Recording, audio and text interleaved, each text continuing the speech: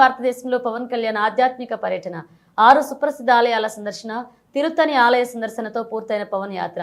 AP deputy CM Pavan Kalyan దక్షిణ భారతదేశ ఆధ్యాత్మిక పర్యటన ముగిసింది. తమిళనాడులోని తిరుత్తని క్షేత్ర సందర్శనతో పవన్ కళ్యాణ్ చేపట్టిన షష్ఠ షణ్ముఖ యాత్ర ముగిసింది. ఈ ఉదయం మదురై జిల్లాలో ఆల్గర్ కొండల్లో కొలువైన ఆర్ములగికు సొలైమలై మురుగన్ ఆలయాన్ని పవన్ కళ్యాణ్ సందర్శిస్తారు. ఆలయ అధికారులు అర్చకులు పవన్ ను పూలమాలలు శాల్వతో సత్కరించి పూర్ణకుంభ స్వాగతం పలికారు. ఆలయ సాంప్రదాయానికి అనుగుణంగా మురుగన్ కు పవన్ కళ్యాణ్ ప్రత్యేక పూజలు నిర్వహించి మొక్కులు చెల్లించుకున్నారు.